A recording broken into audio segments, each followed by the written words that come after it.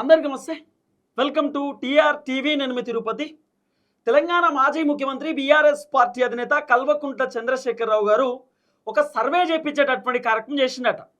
ఇప్పటికిప్పుడు తెలంగాణ రాష్ట్రంలో అసెంబ్లీ ఎన్నికలు జరిగితే ఏ పార్టీ అధికారంలోకి వచ్చేటటువంటి అవకాశం ఉంది, బీఆర్ఎస్ పార్టీకి ఎన్ని సీట్లు వస్తాయి, కాంగ్రెస్కి ఎన్ని సీట్లు వస్తాయి, బీజేపీకి ఎన్ని సీట్లు వస్తాయి, ఎంఐఎంకి ఎన్ని సీట్లు వస్తాయి, ఏ పార్టీకి ఎన్ని సీట్లు వచ్చేటటువంటి అవకాశాలు ఉన్నాయి. సుమారు తెలంగాణ రాష్ట్రంలో 119 నియోజకవర్గాలు ఉన్నాయి. 2023లో కాంగ్రెస్ పార్టీకి 63 సీట్లు వచ్చినాయి, బీఆర్ఎస్ పార్టీకి సుమారు 39 సీట్లు, ఎంఐఎంకి 7, బీజేపీకి 8. సో దగ్గర దగ్గర 119 నియోజకవర్గాలలో 63 సీట్లతో కాంగ్రెస్ పార్టీ 2023 ఎన్నికలలో అధికారంలోకి వచ్చింది. ఇప్పటికిప్పుడు అసెంబ్లీ ఎన్నికలు జరిగితే ఏ పార్టీ అధికారంలోకి వచ్చేటటువంటి అవకాశం ఉంది, బీఆర్ఎస్ పార్టీకి ఎన్ని సీట్లు వచ్చేటటువంటి పరిస్థితి ఉంది అనేది కేసీఆర్ తెలుసుకునేటటువంటి కార్యక్రమం చేసినట. సో బీఆర్ఎస్ పార్టీ ఒక సర్వే చేపించేటటువంటి కార్యక్రమం చేశారు. గ్రౌండ్ లెవెల్లో ఊర్లో ఉన్నటువంటి జనాలు బీఆర్ఎస్ని ఏమంటున్నారు, బీఆర్ఎస్ పైన కోపంతో ఉన్నారా, బీఆర్ఎస్ పైన ప్రేమతో ఉన్నారా, కాంగ్రెస్ అధికారంలోకి వచ్చిన తర్వాత బీఆర్ఎస్ పార్టీ పైన పబ్లిక్ ఒపీనియన్ ఏంది, కాంగ్రెస్ గవర్నమెంట్ పైన పబ్లిక్ ఒపీనియన్ ఏంది. రేవంత్ రెడ్డి ఏమో 6 గ్యారెంటీలు 420 హామీలు అని చెప్పిండు. రైతు బంధు ఇచ్చేసినాం, రుణమాఫీ చేసేసినాం, పెన్షన్ ఇచ్చేసినాం, మహిళలకు 2500 రూపాయలు కూడా ఇచ్చేసినాం అని చెప్పి కాంగ్రెస్ ప్రభుత్వం చెప్తున్నారు. సుమారు 99% గ్యారెంటీలు అన్నీ అమలు చేసినామని చెప్పి కాంగ్రెస్ చెప్తున్నటువంటి మాట. అసలు కాంగ్రెస్ ప్రభుత్వం పైన పబ్లిక్ ఒపీనియన్ ఏంది, అసలు జనాలు ఏమనుకుంటున్నారు, హైదరాబాద్లో పబ్లిక్ వర్షన్ ఏంది, ఇవన్నీ కూడా కేసీఆర్ తెలుసుకునేటటువంటి కార్యక్రమం చేసినట. అయితే కేసీఆర్ ఆయన ట్విట్టర్లో ఫుల్ యాక్టివ్గా ఉన్నాడట. సోషల్ మీడియాలో ఏం నడుతుంది, రేవంత్ రెడ్డి పరిపాలన ఎట్లున్నది, జనాలు ఏమంటుర్రు, జనాలు తిడుతుర్రా పొగుడుతుర్రా, కథ ఏందనేది మొత్తం కేసీఆర్ అబ్జర్వ్ చేస్తూ ఉన్నాడు అనేది వినబడుతున్నటువంటి ఓ చర్చ. అయితే ఒక సర్వే రిపోర్ట్ ఇప్పుడు సోషల్ మీడియాలో విపరీతంగా ప్రచారం అవుతున్నది. ఈ సర్వే రిపోర్ట్ బీఆర్ఎస్ వాళ్ళే చేపించిరో అనేది వినబడుతున్నటువంటి వ్యవహారం. సో బీఆర్ఎస్ పార్టీ ఇప్పటికిప్పుడు ఎన్నికలు వస్తే ఎట్లుంటుంది ఏం కథ అనేది కొంత వెరిఫై చేపించిరు అనేది వినబడుతున్నటువంటి ఒక చర్చ. సో ఎట్లుంది ఏం కథ అనేది మనం పిన్ టు పిన్ మాట్లాడుకునేటటువంటి కార్యక్రమం చేద్దాం. ఫస్ట్ టైం మన ఛానల్ చూస్తున్నటువంటి వాళ్ళు దయచేసి సబ్స్క్రైబ్ చేయండి, షేర్ చేయండి, లైక్ చేయండి. మీరు సబ్స్క్రైబ్ చేసుకోవడం ద్వారా నాకు ధైర్యం వస్తుంది, బలం వస్తుంది. నేను ఇంకా ప్రజా సమస్యలపైన గట్టిగా మాట్లాడతా, ప్రభుత్వాన్ని గట్టిగా ప్రశ్నిస్తా. రైట్గా టాపిక్లోకి పోతే ఇప్పటికిప్పుడు అసెంబ్లీ ఎన్నికలు జరిగితే బీఆర్ఎస్ పార్టీకి ఎన్ని సీట్లు, కాంగ్రెస్ పార్టీకి ఎన్ని సీట్లు, తర్వాత భారతీయ జనతా పార్టీకి ఎంఐఎం పార్టీకి ఎన్ని సీట్లు ఒకసారి మనం క్లియర్గా మాట్లాడుకుందాం. 2026లో అంటే ఇప్పటికిప్పుడు ఎన్నికలు జరిగితే బీఆర్ఎస్ పార్టీకి ఎన్ని సీట్లు, కాంగ్రెస్ పార్టీకి ఎన్ని, బీజేపీకి ఎన్ని, ఎంఐఎంకి ఎన్ని, మనం క్లియర్గా పిన్ టు పిన్ మాట్లాడుకునేటటువంటి కార్యక్రమం చేద్దాం. సుమారు 119 నియోజకవర్గాలు. ఈ 119 నియోజకవర్గాలలో బీఆర్ఎస్ పార్టీకి ఇప్పటికిప్పుడు తెలంగాణ రాష్ట్రంలో అసెంబ్లీ ఎన్నికలు జరిగితే 71 సీట్లు వచ్చేటటువంటి అవకాశాలు ఉన్నాయట. బీఆర్ఎస్ పార్టీకి 71 సీట్లు వచ్చేటటువంటి అవకాశాలు ఉన్నాయట. కాంగ్రెస్ పార్టీకి 27 సీట్లు వచ్చేటటువంటి అవకాశాలు ఉన్నాయి అనేది వినబడుతున్నటువంటి ఒక చర్చ. భారతీయ జనతా పార్టీకి 13 సీట్లు వచ్చేటటువంటి అవకాశం ఉన్నాయి అనేది వినబడుతున్నటువంటి వ్యవహారం. ఎంఐఎంకి 8 సీట్లు. అంటే దాదాపు 119 నియోజకవర్గాలలో బీఆర్ఎస్ పార్టీకి 71 సీట్లు వచ్చి బీఆర్ఎస్ పార్టీ ఇప్పటికిప్పుడు ఎన్నికలు వస్తే అధికారంలోకి వచ్చేటటువంటి అవకాశాలు బలంగా కనబడతా ఉన్నాయి. సో ఇది కేసీఆర్ఏ సర్వే చేయించిండని చెప్పి కొంత వినబడుతున్నటువంటి చర్చ. మరి బీఆర్ఎస్ వాళ్ళు చేయించారా లేదా అనేది క్వశ్చన్ మార్కే. కానీ ఈ సర్వే మాత్రం ఇప్పుడు సోషల్ మీడియాలో వైరల్ అవుతుంది. ఇట్లా సర్వే రిపోర్ట్ వచ్చింది, 71 సీట్లతో మ్యాక్సిమం బీఆర్ఎస్ అధికారంలోకి వచ్చే అవకాశం ఉన్నది అని చెప్పి ఇప్పటికిప్పుడు వస్తున్నటువంటి లెక్కలు. సో ఎందుకు బీఆర్ఎస్ పైన జనాలు మళ్ళీ పాజిటివ్ వచ్చిర్రు, ఎందుకు మళ్ళీ కాంగ్రెస్ పార్టీ పైన పబ్లిక్ నెగిటివ్ అయ్యారు? 2023 ఎన్నికలలో వాస్తవానికి కాంగ్రెస్ అధికారంలోకి రావడానికి కారణం ఏంటంటే ఈ 63 సీట్లు కాంగ్రెస్కి రావడానికి ముఖ్యమైనటువంటి రీజన్ పల్లెటూరులో ఉన్నటువంటి సీట్లు వచ్చినాయి. హైదరాబాద్ సిటీ మొత్తం కూడా బీఆర్ఎస్ పార్టీకి ఎక్కువ సీట్లు వచ్చినాయి, కాంగ్రెస్కి 1 సీట్ కూడా రాలే. ఉప ఎన్నికలలో సికింద్రాబాద్ కంటోన్మెంట్ నుండి లాస్యానందిత ఆమె ప్రాణం కోల్పోయిన తర్వాత అక్కడ శ్రీ గణేష్ గెలిచిండు కాంగ్రెస్ పార్టీ నుండి. జూబ్లీ హిల్స్ ఉప ఎన్నికలో కూడా మాగంటి గోపినాథ్ చనిపోయిన తర్వాత ఉప ఎన్నికలు వచ్చినప్పుడు నవీన్ యాదవ్ గెలిచిండు. అంటే ఉప ఎన్నికలలో కాంగ్రెస్ పార్టీ అధికారంలో ఉంది కాబట్టి పోల్ మేనేజ్మెంట్ చేసుకున్నారు, గట్టిగా ప్రచారం చేసిరు. అధికార పార్టీ కాబట్టి పతారు ఎక్కువ ఉంటుంది, ఇన్ఫ్లుయెన్స్ ఎక్కువ ఉంటుంది. సో మొత్తానికి పార్టీ గెలిచింది. సో జూబ్లీ హిల్స్లో గెలిచింది, తర్వాత ఇక్కడ సికింద్రాబాద్ కంటోన్మెంట్లో గెలిచింది. ఇక రేవంత్ అన్న 2 గెలుచుడుతోటే జిహెచ్ఎంసీ మాకు పొట్టు వస్తాయి, మాకేం ఇబ్బంది లేదు అనుకున్నాడు. ఇప్పటికిప్పుడు జిహెచ్ఎంసీ ఎన్నికలు పెట్టినా కూడా సుమారు కాంగ్రెస్కి 95 సీట్లు వస్తాయట. జిహెచ్ఎంసీ ఎన్నికలలో 300 వార్డులు ఉన్నాయి, ఒకప్పుడు 150 వార్డులే ఉంటుండే, ఇప్పుడు జిహెచ్ఎంసీ 300 అయినాయి కదా, 95 గెలుస్తుంది. ఇప్పటికిప్పుడు కాంగ్రెస్ అంటే జిహెచ్ఎంసీ ఎన్నికలు పెడితే. సో కాంగ్రెస్ ప్రభుత్వం పడిపోయింది. కారణం ఏంది? ప్రభుత్వంలో అనేకమైనటువంటి లుస్కులు. ఇప్పుడు కాంగ్రెస్ అధికారంలోకి వచ్చిన తర్వాత లగిచర్లకు సంబంధించిన ఘటన మనం చూసినాం. అక్కడ ఉన్నటువంటి జనాల భూములు గుంజుకోవడానికి రేవంత్ రెడ్డి రకరకాల ప్రయత్నాలు చేసిన. రేవంత్ రెడ్డి సొంత నియోజకవర్గంలో కొడంగల్లో అక్కడ లగిచర్ల నుండి స్టార్ట్ అయింది. లగిచర్లలో జనాలు తిరుగుబాటు చేసిరు, రేవంత్ అన్న సైలెన్స్ ఉన్నాడు. తర్వాత హైదరాబాద్ సెంట్రల్ యూనివర్సిటీ దగ్గర సుమారు 100 ఎకరాలకు రేవంత్ అన్న గండి పెట్టిండు. 100 ఎకరాలు మొత్తం అడవిని కూల్చేయడానికి రెడీ అయ్యిండు. సగం అడవి కూల్చేసిండు ఆల్రెడీ. హైకోర్టు సుప్రీంకోర్టు చెప్పినా రేవంత్ అన్న వినలే. ఆఖరికి అక్కడ ఉన్నటువంటి విద్యార్థులు ఎదురు తిరిగి మనలాంటి వాళ్ళు గట్టిగా మాట్లాడితే రేవంత్ అన్న సైలెన్స్ అయిండు.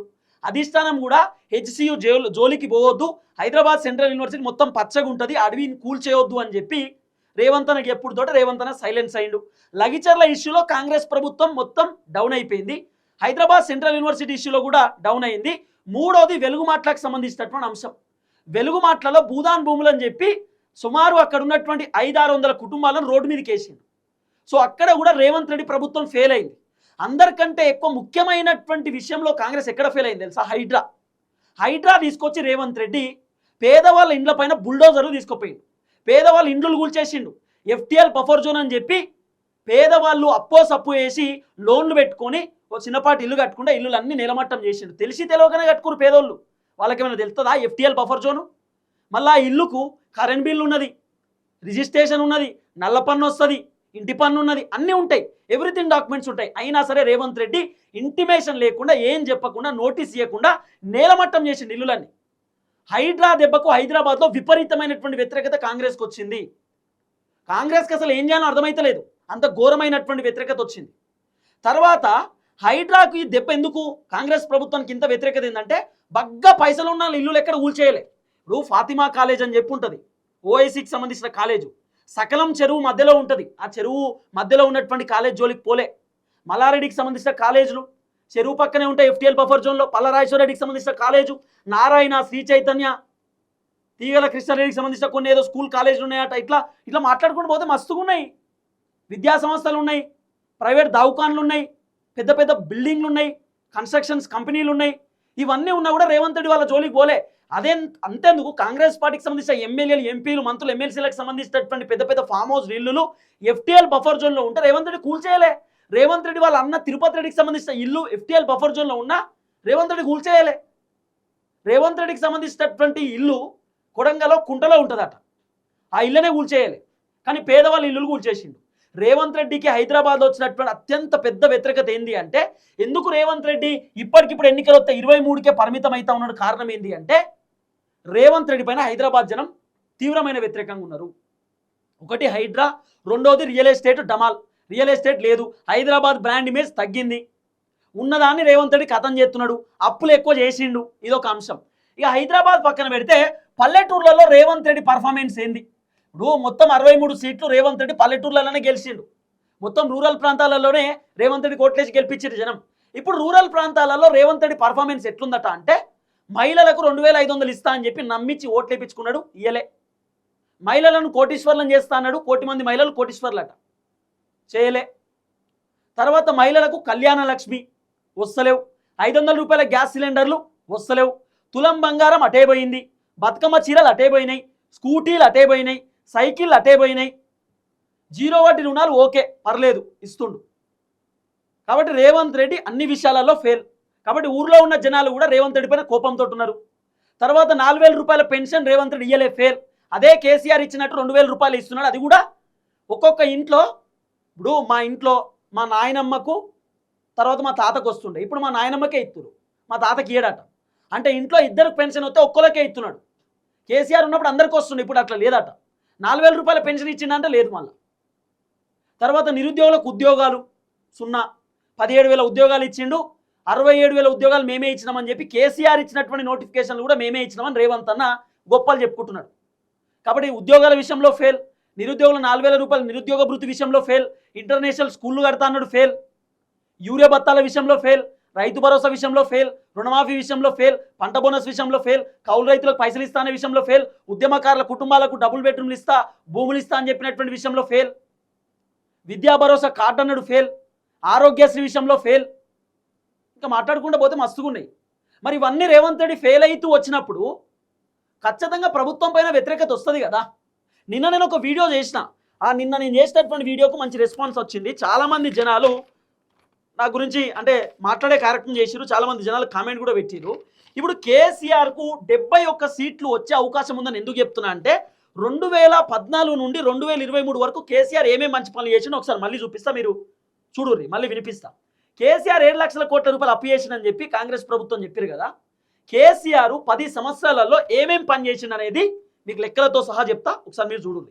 మిషన్ భగీరథ కేసీఆరే చేసిండు, 2,000 రూపాయల పెన్షన్ కేసీఆరే, రైతు బంధు కేసీఆర్, రైతు బీమా కేసీఆర్, కళ్యాణ లక్ష్మి కేసీఆర్, షాదీ ముబారక్ కేసీఆర్, కేసీఆర్ కిట్టు కేసీఆర్, గ్రామ పంచాయతీ ట్రాక్టర్లు, డంపింగ్ యార్డు, హరితహారం, తర్వాత శ్మశాన వాటిక, దళిత బంధు, కేసీఆర్ గొర్రెలు, ఆరోగ్య లక్ష్మి, అమ్మఒడి, కంటి వెలుగు, డబుల్ బెడ్రూము, సబ్సిడీ ట్రాక్టర్లు, కాళేశ్వరం ప్రాజెక్టు, కాళేశ్వరం లాంటి ప్రాజెక్టు అనేకమైనటువంటి ప్రాజెక్టులు కట్టిండు, కొత్త కలెక్టర్ ఆఫీసులు, కొత్త గవర్నమెంట్ దవాఖాన్లు, కొత్త గవర్నమెంట్ కాలేజీలు, మెడికల్ కాలేజీలు, గవర్నమెంట్ స్కూల్స్, బతుకమ్మ చీరలు, తర్వాత బతుకమ్మలు ఆడడానికి బతుకమ్మ కుంటలు కట్టిండు, కొత్తవి బతుకమ్మ కుంటలు వేసిండు.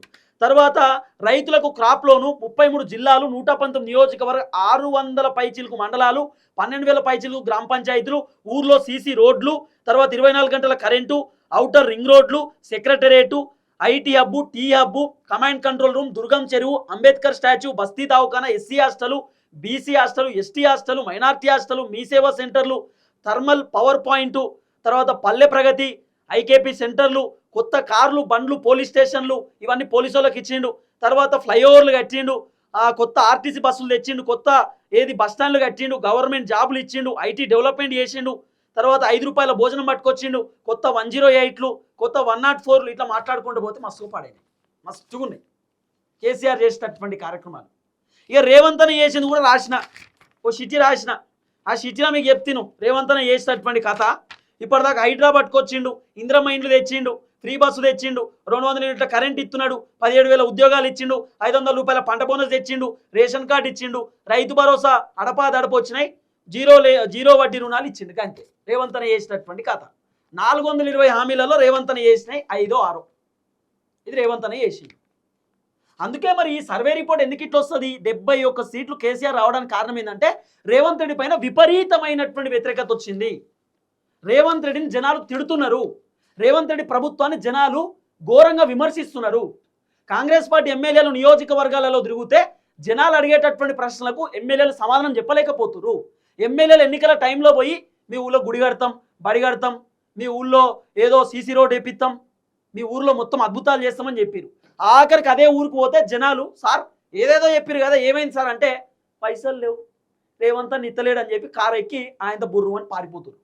ఇంత ఘోరమైన పరిస్థితి ఉన్నది. కాబట్టి సుమారు 71 సీట్లతో కేసీఆర్ అధికారంలోకి వచ్చే అవకాశం ఉంది. ఇప్పటికిప్పుడు ఎన్నికలు వస్తాయి అనేది వినబడుతున్న చర్చ. ఇక రేవంత్ అన్న ఇంకా మంచి పరిపాలన అందిస్తే, రేవంత్ అన్న అన్నయ్య అన్నీ చేస్తే, అంటే 6 గ్యారెంటీలు అన్నీ చేసిందనుకో, ఈ లెక్కలు మారే అవకాశాలు కూడా ఉంటాయి. ఈ 71 సీట్ల ప్లేస్లో కాంగ్రెస్ కూడా రావచ్చు రేవంత్ అన్న మంచి పనులు చేస్తే. కాబట్టి ఇప్పటికిప్పుడు మాత్రం రేవంత్ రెడ్డి ప్రభుత్వం పైన తీవ్రమైనటువంటి వ్యతిరేకత ఉన్నది అనేది వినబడుతున్న చర్చ.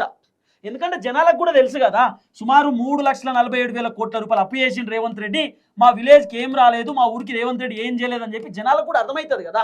ఇక్కడ ఏం చేయలేదు, కేరళకు పోయి ముచ్చడి చెప్తున్నాడు, ఓ అన్ని చేసేసినామని చెప్పి. సో ఇది రేవంత్ రెడ్డికి సంబంధించిన వర్షన్. మొత్తానికైతే ఒక సర్వే రిపోర్ట్, అది కేసీఆర్ చేపించిండో బీఆర్ఎస్ చేపించిండో తెలియదు, కానీ కొంతమంది కేసీఆర్ చేపించిండో అనేది కొంత వినబడుతున్న చర్చ. ఈ అంశం పైన చాలామంది రాజకీయ విశ్లేషకులు, సీనియర్ జర్నలిస్టులు రకరకాలుగా మాట్లాడుకుంటున్నారు. కేసీఆర్ సర్వే చేయించిందని, బీఆర్ఎస్ఏ చేయించిందని, లేకపోతే ఈ సర్వే ఎవరో చేసిరు సోషల్ మీడియాలో వైరల్ అవుతుందని చెప్పి రకరకాలుగా వినబడుతున్నటువంటి వ్యవహారం. సో 71 సీట్లు మ్యాక్సిమం బీఆర్ఎస్ పార్టీకి ఇప్పటికిప్పుడు వచ్చేటటువంటి అవకాశాలు ఉన్నట్టుగా వినబడుతున్నటువంటి వ్యవహారం. ఎందుకంటే నియోజకవర్గాలలో పరిస్థితి చూస్తుంటే, ఎందుకంటే కాంగ్రెస్ అధికారంలోకి వచ్చిందే పల్లెటూరులో ఉన్నటువంటి జనం ఓట్లేసిరు, రూరల్ ప్రాంతాలలోనే వచ్చినాయి. ఇప్పుడు అదే రూరల్ ప్రాంతాలలో రేవంత్ రెడ్డికి వ్యతిరేకత కనబడుతున్నది. రేవంత్ రెడ్డిని తిడుతురు జనం, ఎందుకంటే రేవంత్ రెడ్డి పరిపాలన కొంత అడ్మినిస్ట్రేషన్ బాగాలేదు, రేవంత్ అన్న ఇంకా సరిదిద్దుకోవాలి ప్రభుత్వాన్ని. సో చూద్దాం ఏం జరగబోతుంది. దయచేసి వీడియో అందరికి షేర్ చేయండి. అందరూ నమస్తే, థ్యాంక్ యూ సో మచ్. జై తెలంగాణ.